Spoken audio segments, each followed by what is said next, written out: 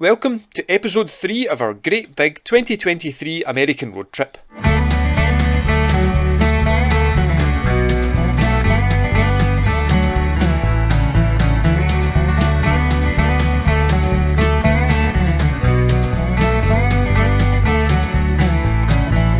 You left me at the end of the last episode waiting on washing machines while it snowed outside. Thankfully we didn't wake up to a heavy snowfall, but it was still snowing and it was still freezing cold. We had to start the day with a walk around Flagstaff, Arizona on Route 66. A lovely wee historic town, though seemingly deserted and with nowhere to grab some breakfast. Today we've got some real Route 66 sightseeing to do, and we will start our journey by heading east.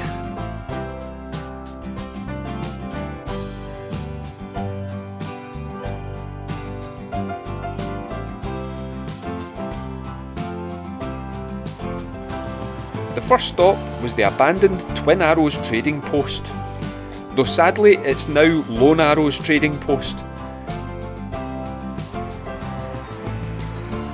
There are a lot of abandoned sites like this now, as the interstate races past without stopping, and I'm planning to stop at a few of them.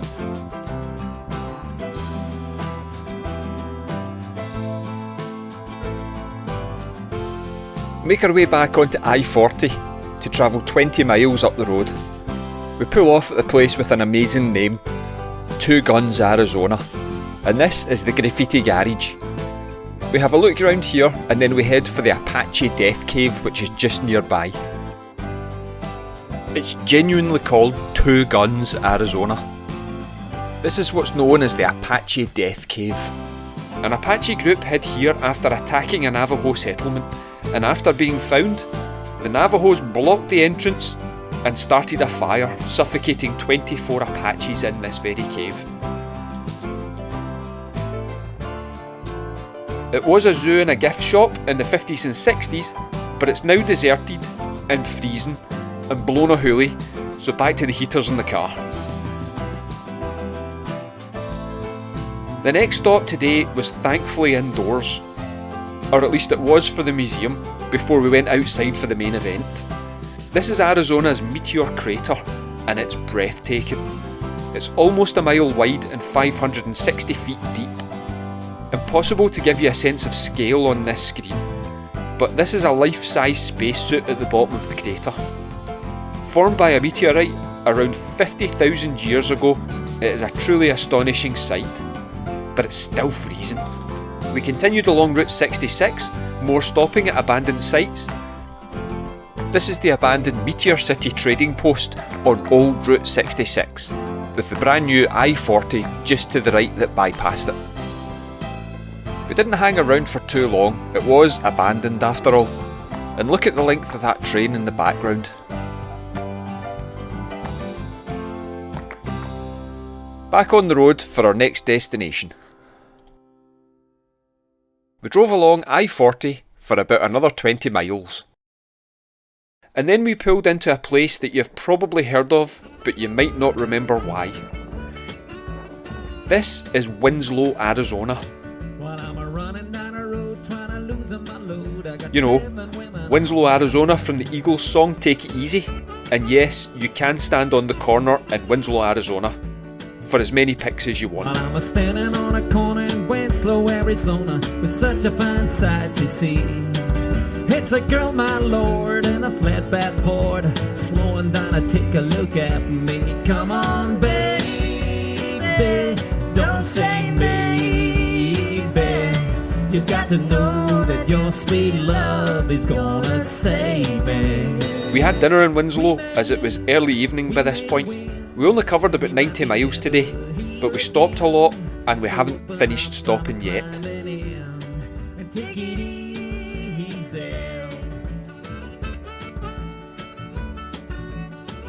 I missed my chance to visit the Jackrabbit trading post. We finally get to a trading post on Route 66 that's not abandoned and it's closed for the night. Typical.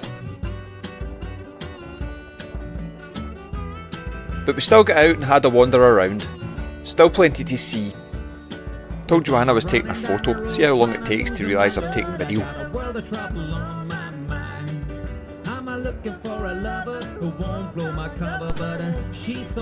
We might have missed our chance to see inside the trading post, but at least we got to see the "Here it is, Jackrabbit Trading Post" sign, a world famous landmark on Route 66. We didn't have far to go to get to our next stop. It was a long day, it was cold and it was windy, but the sky was spectacular by this point, putting on a real show for our arrival at the most iconic hotel we've ever stayed at. Remember I mentioned in episode 1 about being on the set of the film Cars? Wait for this. It took a lot of emails and arrangements, but it was totally worth it to spend the night at the Wigwam motel in Holbrook, Arizona. A real bucket list stay, even if the low light was playing havoc with my camera's settings. I'll give you a proper tour tomorrow. But for now, a short walk around the car park. Every wigwam has its own classic car parked outside. Brilliant setting with the sun going down. I really felt like I was on Route 66. But a long day has to end eventually, so we get back to our own wigwam, tucked in for the night. I'll see you in the morning.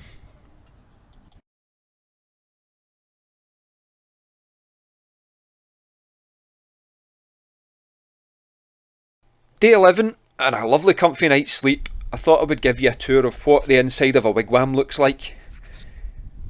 Compact, comfy and quiet.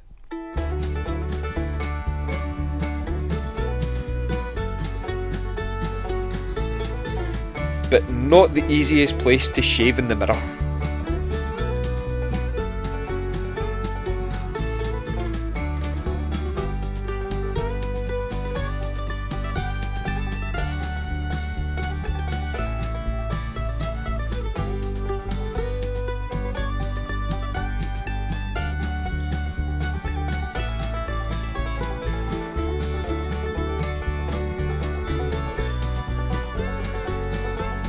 As a car guy, I thought the car park was amazing as well.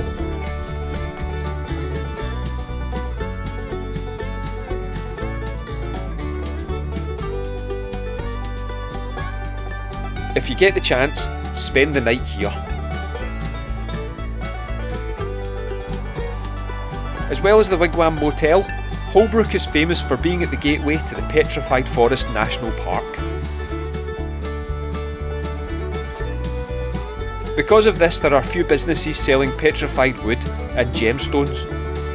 This one didn't look like it had been open for a while, but it looked great with the dinosaurs outside. Even if it was open, I'm not sure we could have got any of it home. This guy obviously made a good attempt, but I don't think his car was willing.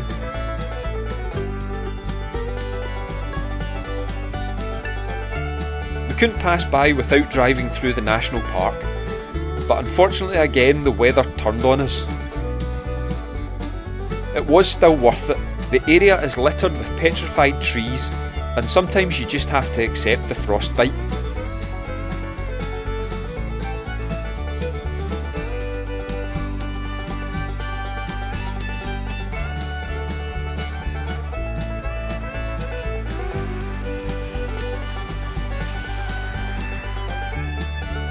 A long way still to travel today.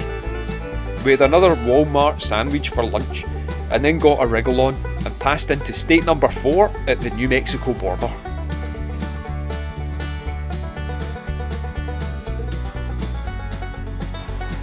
A quick photo opportunity at the Continental Divide, which was thankfully just off the freeway. 5 hours on the road and 255 miles covered. It was another long day. Then we made it into our next hotel in Albuquerque, New Mexico, just after nightfall.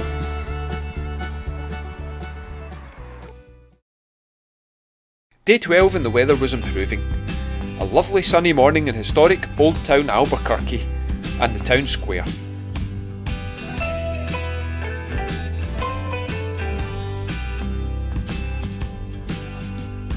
I was so disappointed the Rattlesnake Museum was closed. I'll just have to go next time we're here.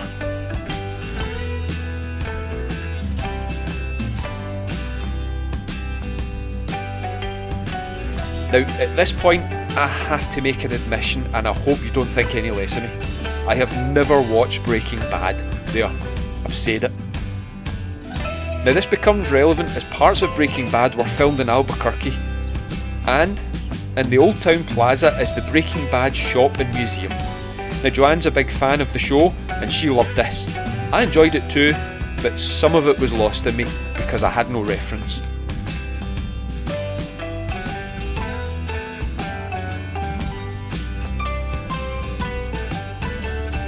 Now, we had a great morning here, but ahead of us was one of the longest and, to be honest, the hardest drives of the holiday. The I-40 was a treat to drive on, having grown up watching Convoy on VHS. New Mexico, I-40 like a rattlesnake on glass. 10 tons of pedal on red-hot metal and Jesus freaks on grass. And thank goodness I wasn't going the other way, as a bad crash had caused a major hold-up in the opposite carriageway.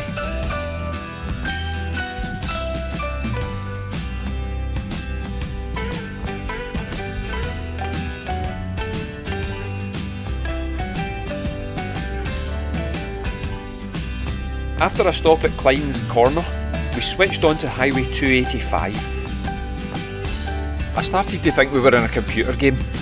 This road went on for ages and the horizon never ever got any closer.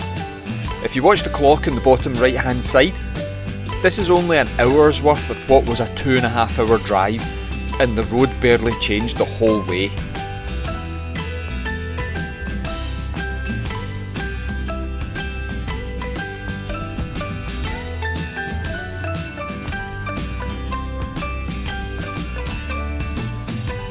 We were both finished as we arrived at the next stop, Roswell, New Mexico. But more on that in episode 4.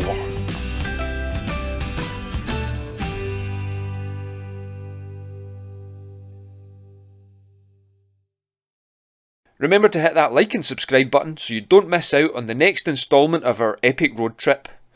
I'll see you next time for Roswell and beyond.